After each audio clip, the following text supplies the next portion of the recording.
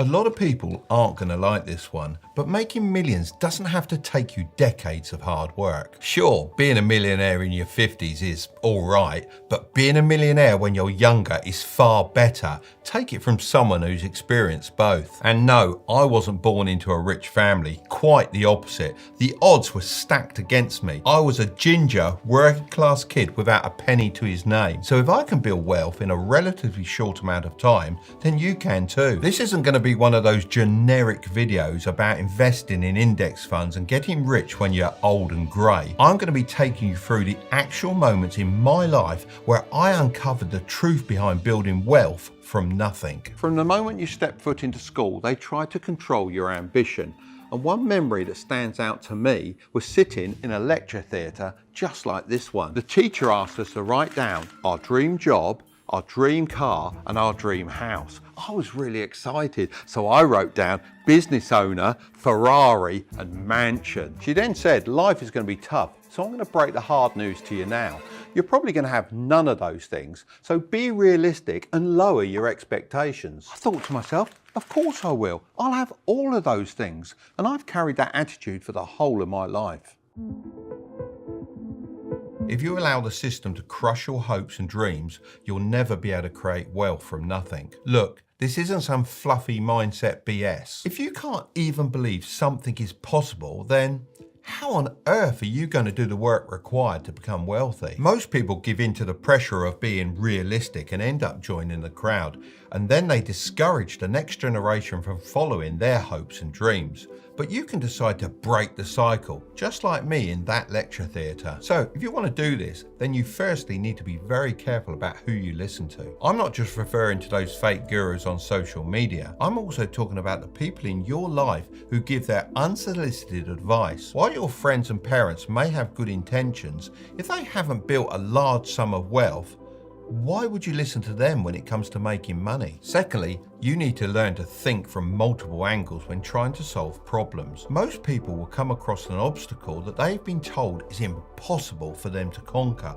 and give up at the first sign of trouble. The more you let these kinds of challenges beat you, the harder it is to break out of the herd, as you're cementing to yourself that you aren't good enough. Whenever I come across a challenge, I think of at least 10 different solutions and then decide on the best way forward. If one doesn't work, then I just try the next one, and so on until I'm successful. Thirdly, you need to step outside your comfort zone. Look, if Harry Potter stayed in the cupboard under the stairs, then he would never have defeated Voldemort. Sorry for the spoilers, but it's so true. Putting yourself in challenging situations helps you grow and improve more than anything else I've ever experienced. When I first joined the workforce as a carpenter's apprentice, I was so excited. It was the job I really wanted to do, but unfortunately, the manager took a bit of a dislike to me and he bullied me practically every day, giving me all the rubbish jobs. I didn't know what to do. I couldn't take it anymore. I came home that night, sat on my couch, and I looked around the room and thought to myself,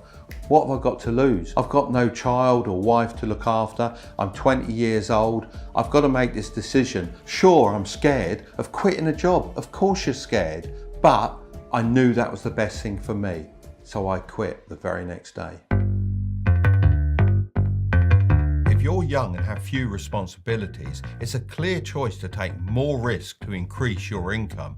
Of course, I'm not suggesting that you should go and invest all your money in crypto. The risks should be calculated. Looking back, I didn't realise at the time, but the biggest risk in my life would have been staying at that dead-end job. For me, increasing my income meant starting my own business. However, if this isn't for you, you could always start a side hustle or upgrade your job every couple of years. Studies have actually found that you're more likely to build wealth faster by job hopping rather than staying loyal to one company. However, if your goal is to build wealth as fast as possible and you decide to pick the employee route, then you need to choose a career that isn't dependent on how many hours you work, but on the results you achieve. After lots of hard work and many sleepless nights, I managed to open my model shop. It was a huge success. I was reinvesting all of my money in the business to help it grow, that I didn't have time to think about investing. One day, I decided to take on a work experience lad for 2 weeks. And on the first day,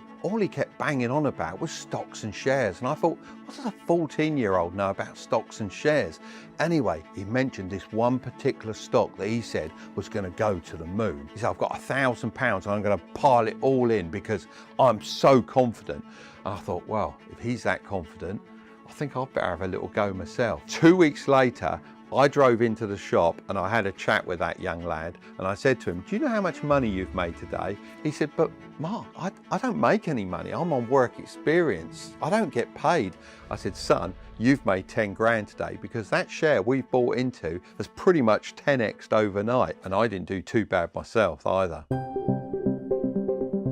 If you want to build your wealth, then you need to start sooner rather than later. The reality is, the longer you wait to start investing, the more difficult it's going to be, because the more time you allow for your money to grow, the more money you'll eventually have. I mean, check out this study by Fidelity, which shows that if you missed the 5 best trading days over the past 4 decades, you'd have reduced your long-term gains by 38%. Even worse, if you'd missed the 10 best days, you'd have lost out by 55%. So I'd strongly suggest getting in the habit of investing your money for the long term in the stock market. But don't be as crazy as I was when I first started. Do your research and invest in the stocks you believe in long term. So what should you look for when deciding where to invest your money? Well, firstly, when choosing an investment platform, it's important to make sure it has smooth and easy to use chart features. You may think this isn't important, but I can't stress enough how many times I've struggled with clunky apps while trying to track the growth of my investments. Having a wide range of stocks and ETFs to invest in is also important for diversification and reducing risk. It allows you to spread your investments across different sectors and asset classes. Another thing I'd suggest to look for is paper trading.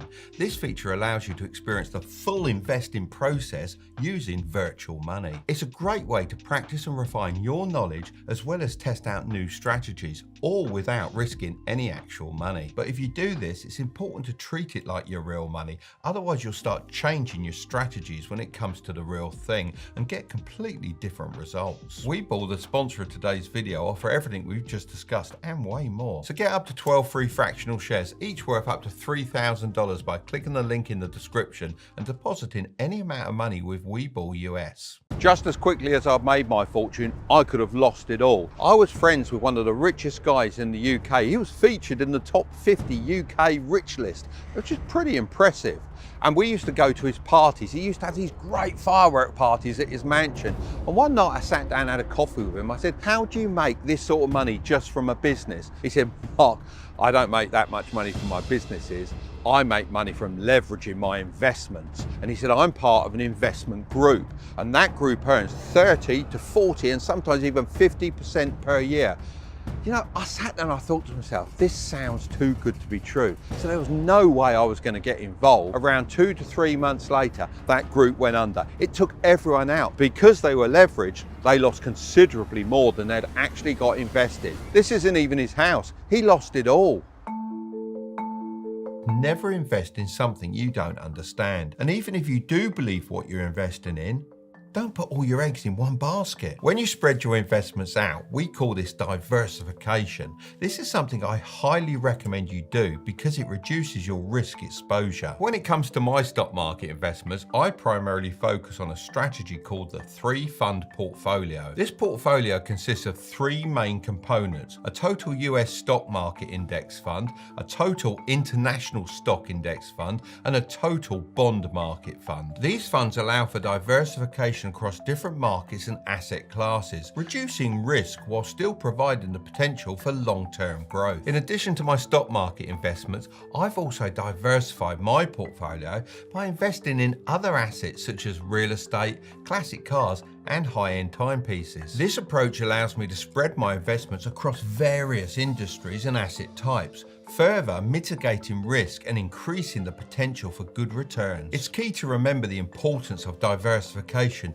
not only in investments, but also when making money. This is otherwise known as having multiple streams of income. My income sources include my physical shops, my distribution company, affiliate income, advertising revenue, stock dividends and rental income from my various properties. I'm probably missing out a couple, but hopefully this gives you some ideas. So remember, when you're building your empire, constantly be thinking about how you can build different streams of income so that you can't be completely wiped out by one wrong decision.